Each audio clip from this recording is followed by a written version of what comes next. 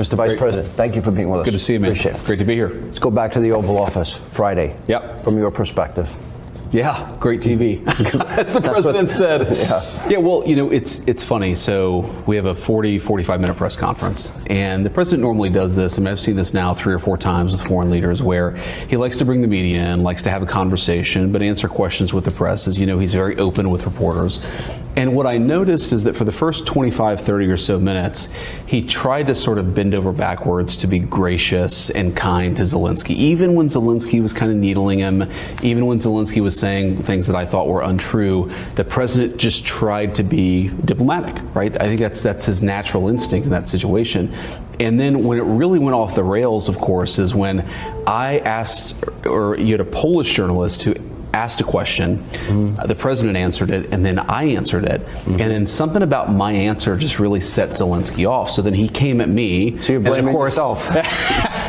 And then I went back at him, right. And what I tried to do originally was actually try to diffuse the situation a little bit, because I'm like, you know, we're having this meeting. Obviously, there are 100 television cameras here.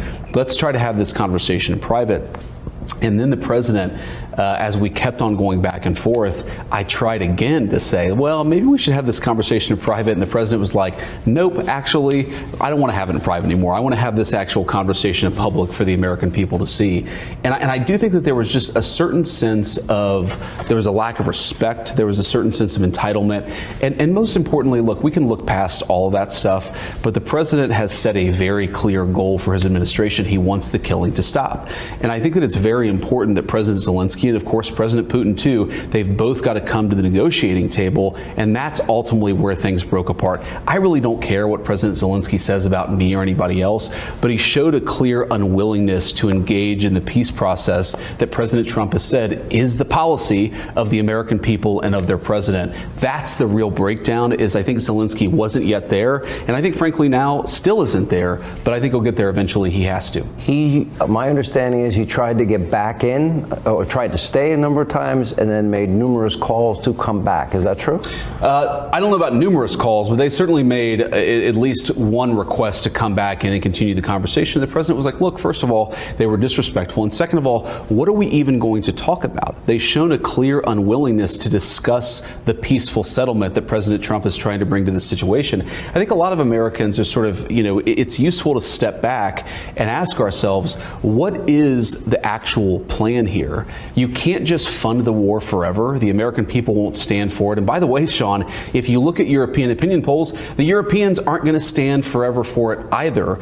We need to bring this thing to a peaceful settlement. The president was trying to do that. He'll continue to try to do that. But you've got to have two to tango. You've got to have a negotiating partner in the Ukrainians who recognize that, you know, of course they have their views, and of course they're not always going to agree with us, but they've got to participate in the conversation. They weren't willing to do that on Friday, so the president said send him home. He said today that the war he expects will go on a very long time. I don't know where he's going to get the money to fund that war. I have my doubts that Europe will fund the war to the level that Biden and Harris were funding it. And then the issue now has come up whether or not this administration will continue to offer money and arms for this war to continue.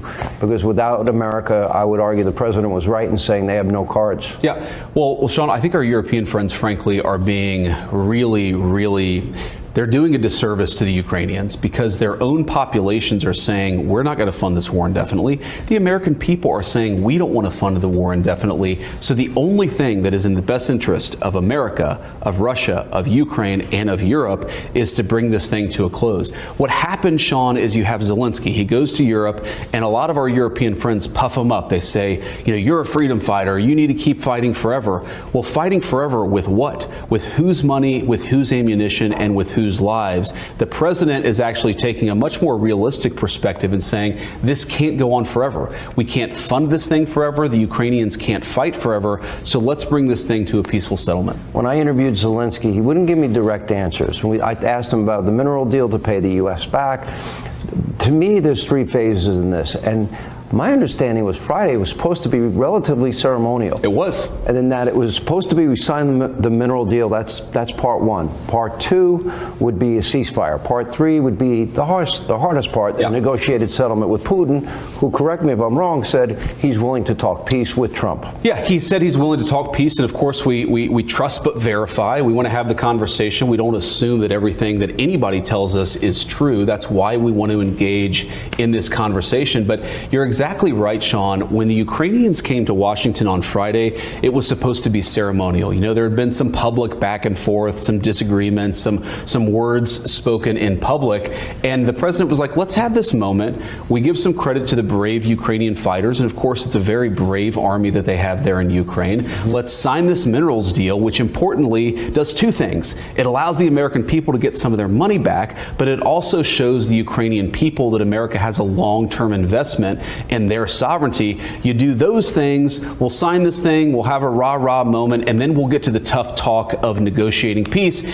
We couldn't even get the Ukrainians to a point where they could talk about the peaceful settlement. And look, in some ways, Sean, I get it. I get the frustration. I get the rage. It's their country. Of course, it's not our country. But you've got to accept, cooler heads have got to prevail. This thing cannot go on forever.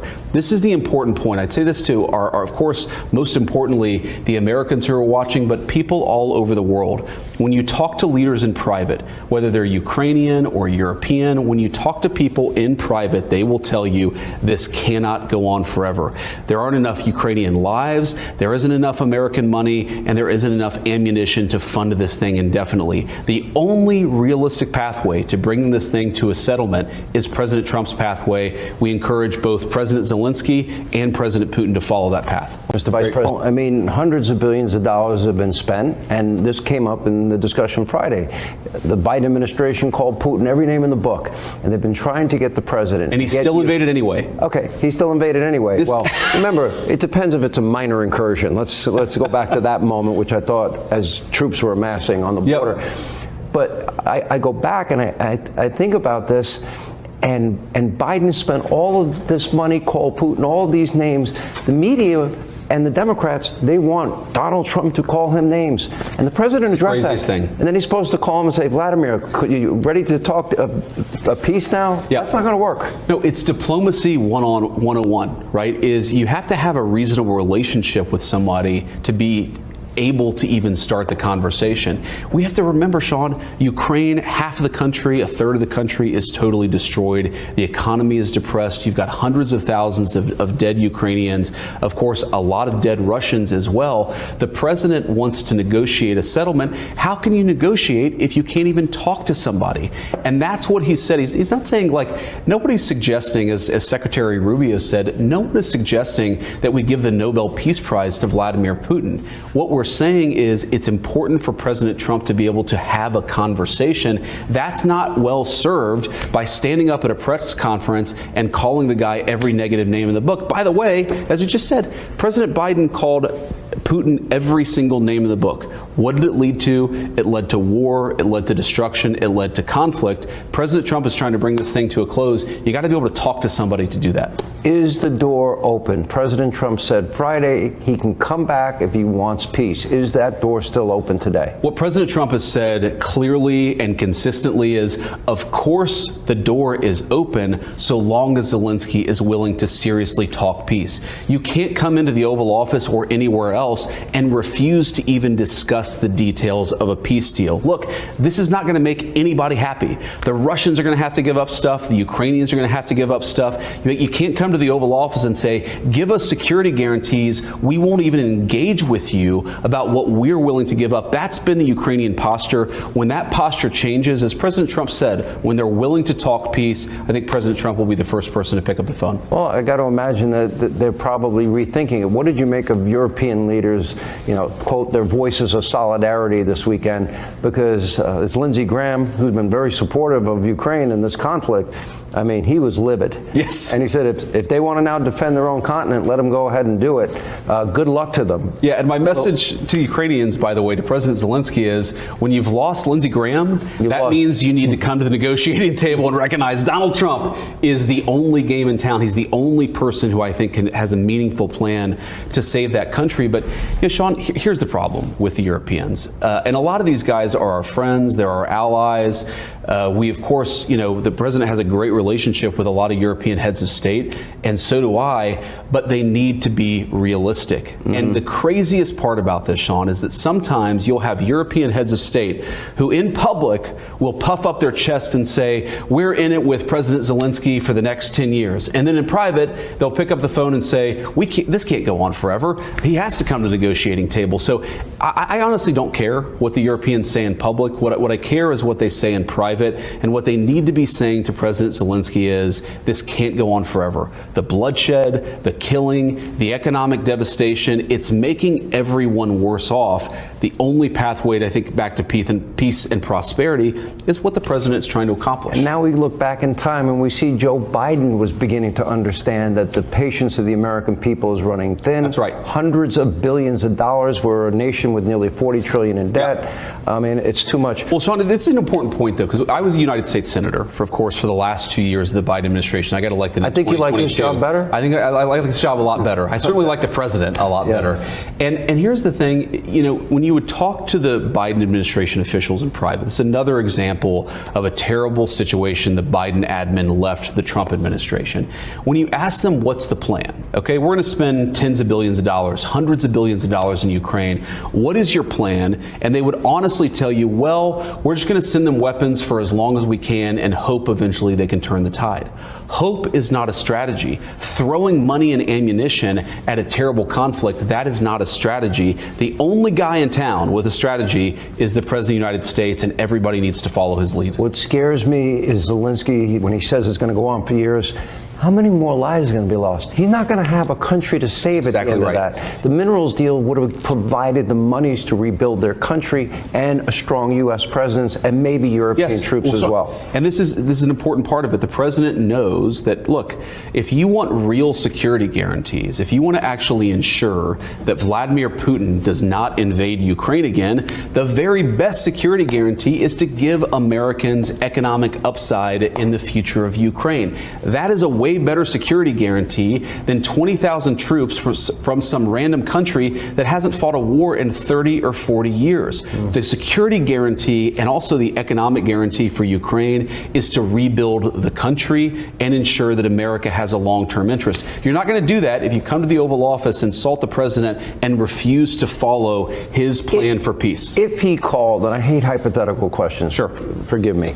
If he called tomorrow and said, I am ready to adopt your plan for peace, he can come back? I think that if he called and had a serious proposal for how he was going to engage in the process, look, there are details that really matter that we're already working on with the Russians. We've already talked with some of our allies. He needs to engage seriously on the details. I think once that happens, then absolutely we want to talk to the Ukrainians. Are you convinced Putin and the Russians are willing to meet them, I don't want to say the word halfway, they're willing to do their part to achieve a negotiated settlement? Am I convinced? No. But do I think that there's a real pathway? You got to trust but verify. You've got to engage in the negotiation. You've got to see what steps people are willing to take. This is another thing, Sean, obviously I'm biased because I really love the guy. But when the media attacks President Trump as somehow on the side of Putin, two big problems with that. First of all, the only president in 20 years where you haven't had the Russians take a bunch of territory was under the first term of Donald J. Trump. The second part of that is you've got to actually accept that President Trump, he's not just assuming that everything the Russians tell him is true, he's negotiating with them. There's a give and take. There's a trust but verify. That's called diplomacy. We used to have some respect for that in Washington, D.C.